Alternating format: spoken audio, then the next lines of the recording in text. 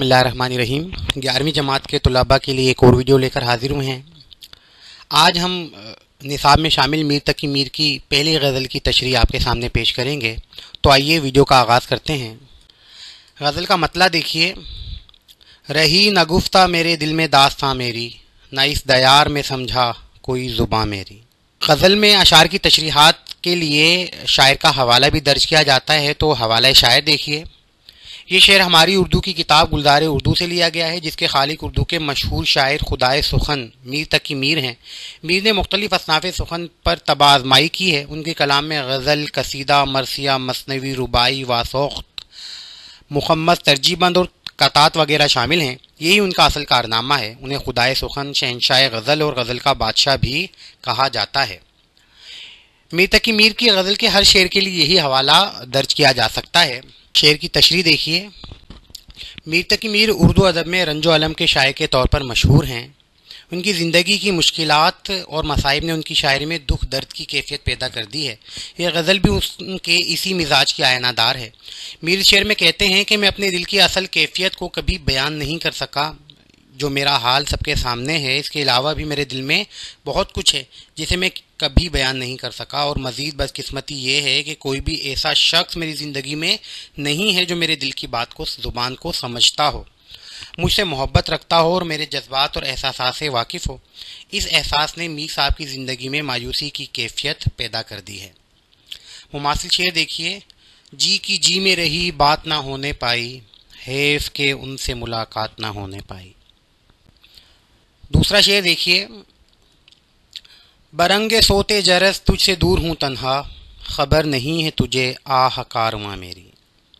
تشریح دیکھیے۔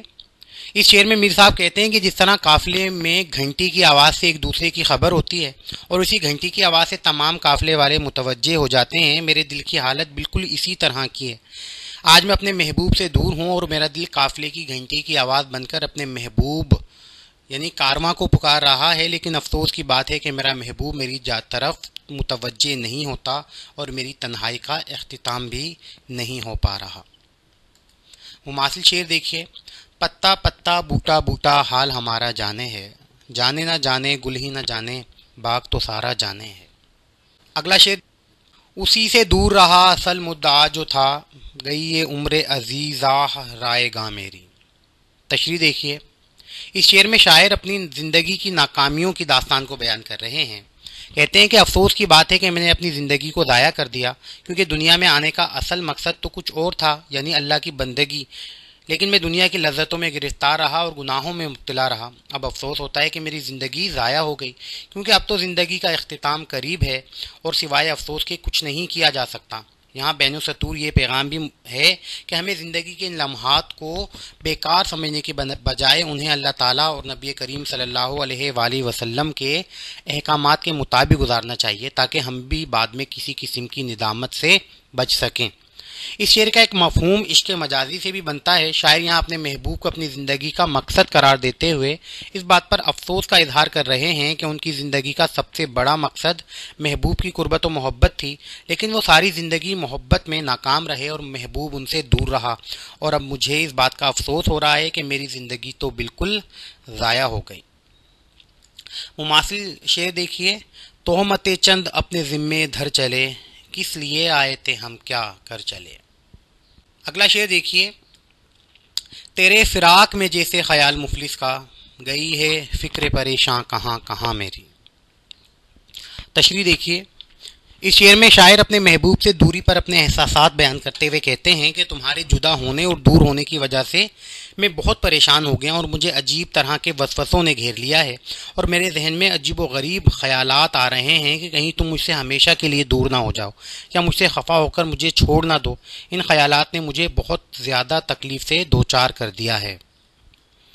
مماثل یہ دیکھیں۔ شام ہی سے بجھا سا رہتا ہے، دل ہوا ہے چراغ مفلس کا۔ غزل کا آخری شعر دیکھیے۔ دیا دکھائی مجھے تو اسی کا جلوہ میر، پڑی جہان میں جا کر نظر جہاں میری۔ یہ شعر عشق حقیقی اور عشق مجازی دونوں کیفیات لیے ہوئے ہیں۔ یہاں ایک صوفیانہ تصور وحدت الشہود نظر آ رہا ہے، جس کے مطابق دنیا کی ہر شے میں اللہ تعالیٰ کا عکس موجود ہے یا ہر شے میں وہ دکھائی دیتا ہے، اور میں دنیا میں جہاں کہیں نظر اٹھا کر دیکھتا ہوں یا کوئی بھی شے دیکھتا ہوں تو مجھے صرف اور صرف تیری ہی ذات دکھائی دیتی ہے۔ اس شعر میں لفظ جہاں میں صنعت تجنیس پیدا کی گئی ہے۔ پہلی جگہ جہاں سے مراد دنیا، جبکہ دوسری جگہ جہاں سے مراد کہیں بھی کے ہیں۔ اگر عشق مجازی کے اعتبار سے اس شعر کو دیکھیں تو اس شعر میں شاعر عشق کی معراج بیان کرتے ہوئے کہتے ہیں کہ میں محبت میں ایسی کیفیت اور جذب میں مبتلا ہو گیا ہوں کہ مجھے ہر جگہ اپنا محبوب ہی دکھائی دے رہا ہے، یہاں تک کہ دنیا جہان میں جس شے کو بھی دیکھوں یا جہاں بھی نگاہیں اٹھاؤں مجھے صرف تو ہی تو دکھائی دیتا ہے۔ مماثل شعر دیکھیے، جگ میں آ کر ادھر ادھر دیکھا، تو ہی آیا نظر جدھر دیکھا۔ عزیز طلباء، میر تقی میر کی پہلی غزل کی تشریح آپ کے سامنے پیش کی گئی ہے۔ بہت جلد ایک اور ویڈیو لے کر حاضر ہوں گے، اس وقت تک کے لیے اللہ حافظ۔